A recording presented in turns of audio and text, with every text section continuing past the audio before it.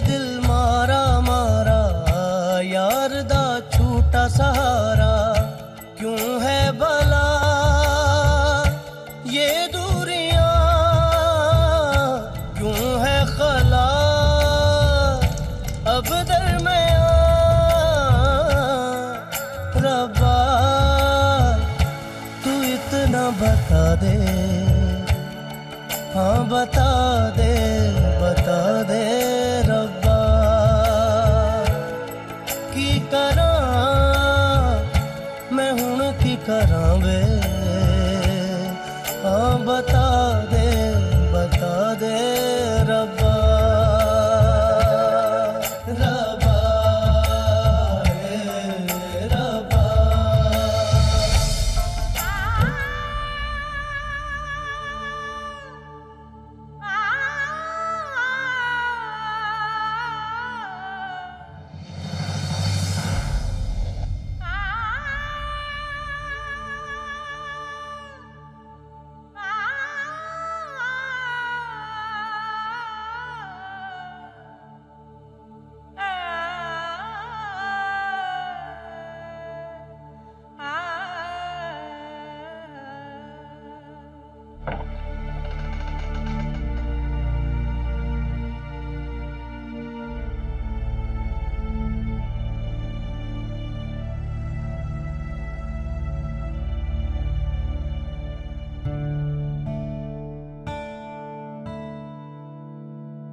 भीतर आ सकूं क्या मास्टरनी जी?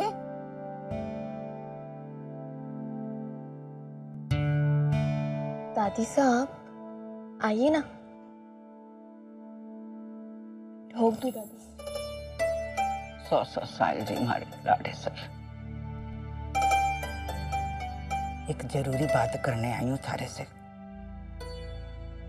थारे स्कूल के बारे में। वो जब जयपुर से वापस आते वक्त रास्ते में हमने बहुत बड़ो स्कूल देखो एक, और बाहर से इतना आलीशान के मन वो अंदर जाके भी देख ले। तो मैंने भैरों से कही कि पूछ के आ के अंदर चक्कर काट सकें कि ना, वो तो मना ही कर दे। वैसे जब भैरों ने बताया ना कि उसकी छोरी भी स्कूल चलावे, तो बढ़िया और भगत की हमारी पूरा स्कूल दिखायो घूम घूम के।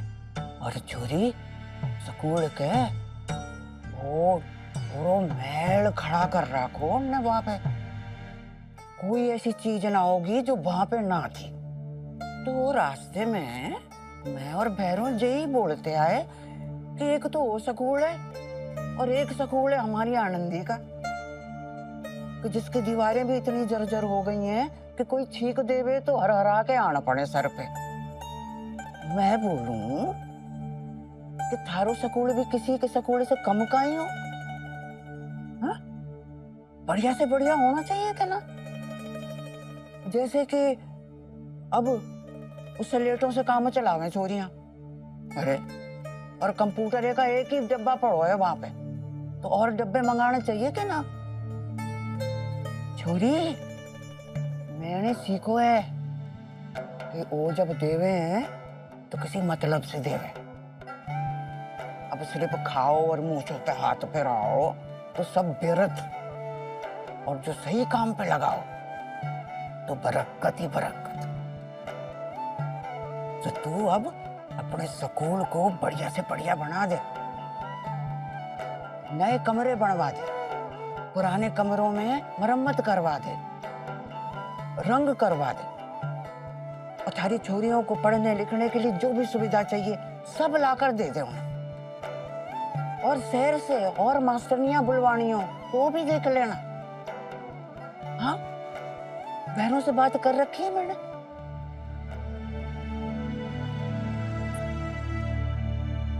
तो चल अब एक सूची तैयार करना कि क्या क्या चाहिए, क्या क्या करना है, कैसे करना है। और सुन, जो करना है जल्दी से जल्दी कर डाल। हाँ, ना तो इस डोगलडी का क्या भरोसा, अभी तो मन में धर्म आया हुआ है, बाद में कहीं माया आ जावे तो क्या होगा। थारे जैसी छोरी हो तो खर्च करने में भी कालजा बढ़े ही है। पता है तने देखकर मारे अंदर के कल्लो जाग उठे छोटी वाली जी बोले कि मने इन्हीं मास्टरनी जी के साथ पढ़ना है और वो भी बढ़िया से स्कूल में। समझी तो चलो ना फिर चलो देखो सूची तैयार कर जल्दी जल्दी हाँ और फिर जाके बापू साहब को बता।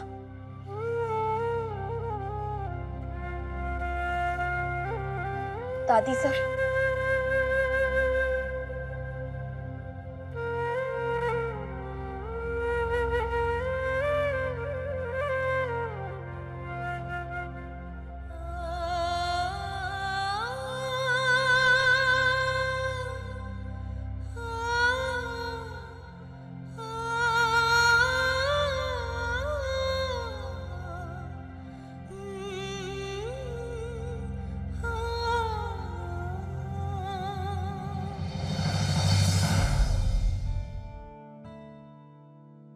आइए, रूटीन चेकअप है ना? हाँ जी।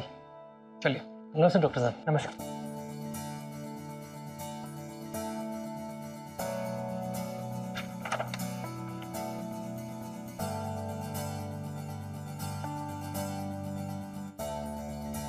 भाई अगली बार आएंगे तो पेड़े लेकर आइएगा, वो भी मलाई वाले। बहुत बहुत आभार डॉक्टर साहब। आजा।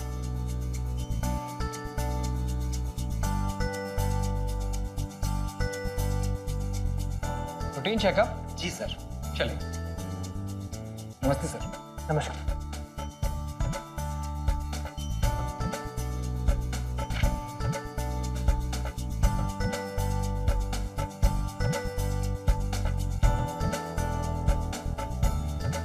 भाई जब रिपोर्ट कलेक्ट करने आए तो बर्फी लेकर आना।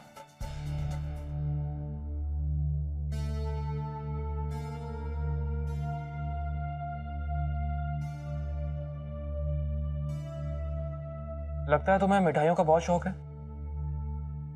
मांगने में कोई शर्म भी नहीं है। इसमें शर्म कैसी? ये तो अपना काम है। आप अभी नए नए हो, थोड़े दिनों में सब समझ जाओगे। काम? जी हाँ, काम। देखिए, ये जो बर्फी पेड़े ये सब कोड वर्ड है। मलाई वाले पेड़े मतलब लड़का होने वाला है, और बर्फी मतलब लड़की।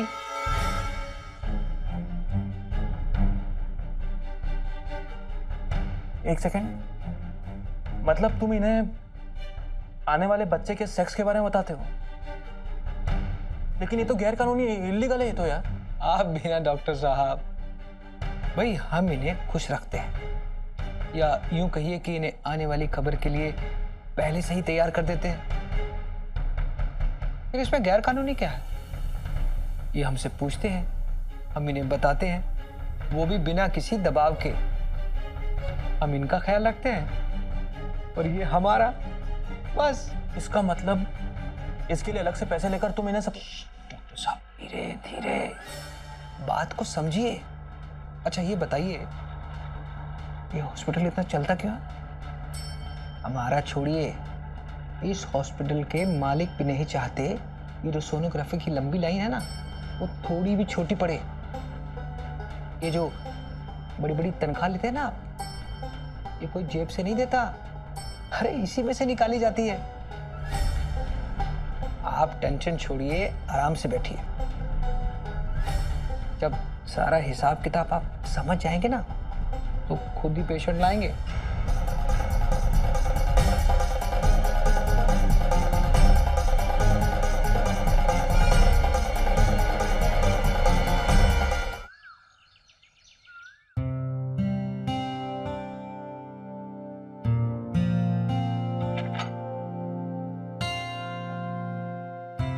आपके संधियों को नोता देना छोड़ दिया कहीं माजी साहब?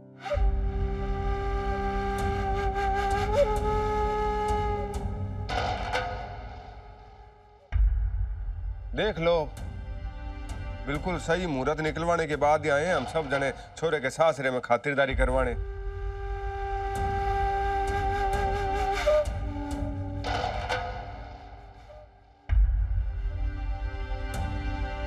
अब इतने हैरानी से क्यों देख रहे आप लोग मेरे को?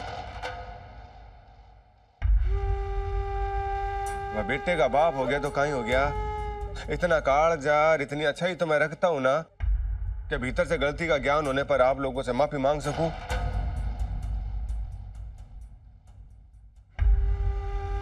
मैंने बहुत बड़ी गलती की है माजी साहब, माफ कर दो मेरे को। बसंत साहब,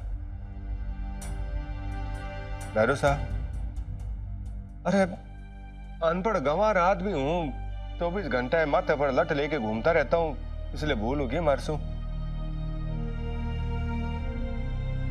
माजी साहब, पिछले जन्म में है ना मैंने जरूर कोई बहुत बड़ा ठाकुर जी का मंदिर बनवाया होगा, तभी तो प्रसाद के रूप में इस जन्म में मार को शाम जैसी औलाद दी है ठाकुर जी महाराज ने।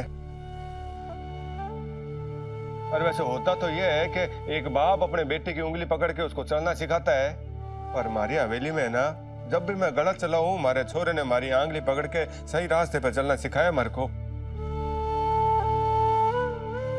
अब की बार छोरा गांव से बाहर गया हुआ था ना माजी साहब,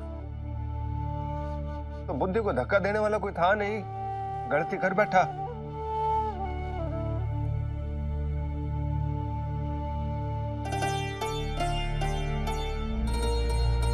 इन दोनों के पवित्र रिश्ते को समझ नहीं पाया मैं। आशीर्वाद दो दोनों को। हाजी साहब, भटक गया था मैं अपनी बदतमीजी के लिए, अपने घमंड के लिए, अपने गुस्से के लिए। दिल से माफी मांगता हूँ आप सबसे, माफ कर दो मेरे को। मदन सिंह साहब, आप हमारे साथ दुश्मनी निकालो क्या?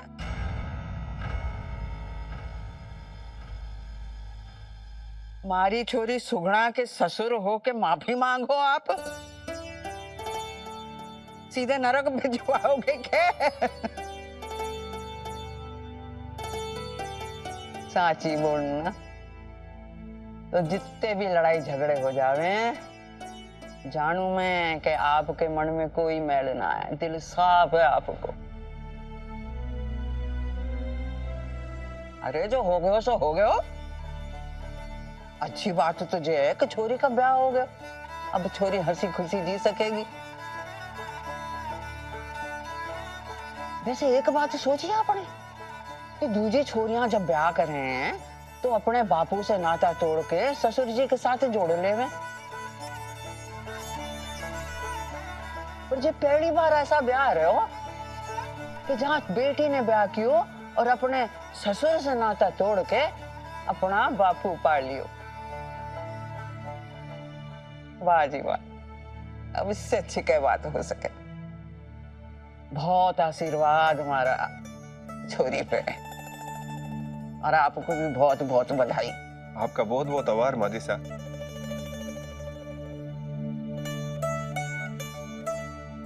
अरे बिंदनी, सुमित्रा, अरे जो दोनों जोड़े से पहली बार घर में आए हैं, ब्याह करने के न देवेगी इन्हें।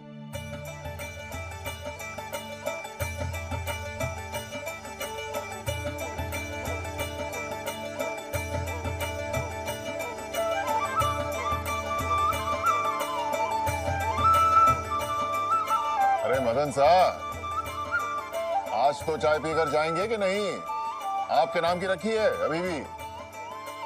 देख लो माजी साहब, बसंत साहब कितने सियाणे हैं, चाय पिला कर डरका रहे हैं हमारे को। मैं तो आज रात का खाना जिम के जाने वाला हूँ। हाँ, ऐसे जाने वाला बैठो नहीं ना, आओ। गौरी, वो कल रात को मैंने तुम्हें अपनी सर्टिफिकेट्स वाली फाइल निकालने के लिए कहा था, निकाल दे। अभी लाती हूँ। कल तुमसे बात ही नहीं हो पाई, एक तो तुम इतना लेट आए, ऊपर से थके हुए थे। कैसा था तुम्हारा कल का दिन? सब ठीक था ना? हाँ गौरी, एक ही था बस। ठीक ही था बस मतलब? तुम्हारे कहने से ऐसा लग रहा है जैसे कि कुछ प्रॉब्लम है। नहीं, मुझे गौरी को हॉस्पिटल में चल रहे गैर कानूनी कामों के बारे में नहीं बताना चाहिए। वैसे ही बहुत कुछ झेल चुकी है इन दिनों, अब बहुत टेंशन देना ठीक नहीं होगा। सोच क्या रहे हो जगत? बोलो तो। नहीं गौरी, ऐसा कुछ नहीं है। हाँ, वहाँ कुछ चीज़ें सही नहीं है, बाकी सब ठीक ही है। एक सेकेंड, तुम शुरू करो, मैं अभी आती हूँ।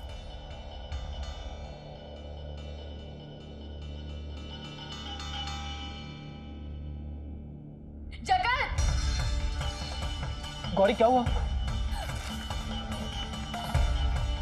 क्या हुआ? क्या है? जगत, जस्ट लुक एट इट। देखो,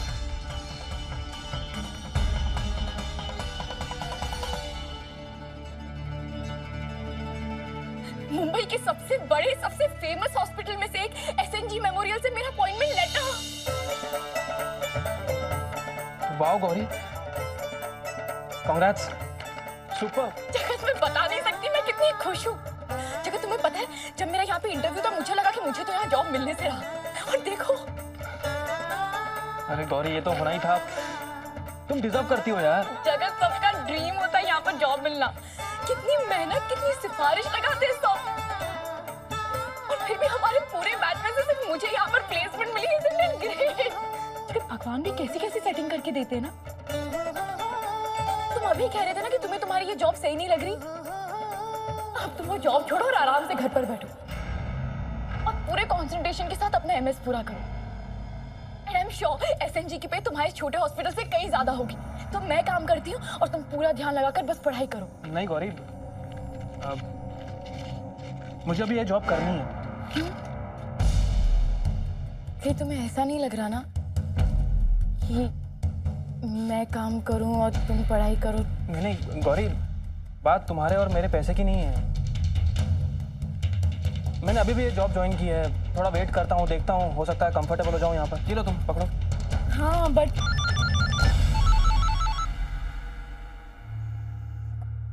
हाय रिचा, तुम एक अच्छी सी न्यूज़ दूं? क्या तुम्हें पहले से ही पता है? Thanks so much. सच्ची मुझे होप्स ही नहीं थी एसएनजी के लिए। I know, of course treat दूंगी ना, जरूर दूंगी। लता, नहीं उसका कुछ आइडिया नहीं है। हाँ लेकिन एक्चुअली फाइल कहाँ है मेरी?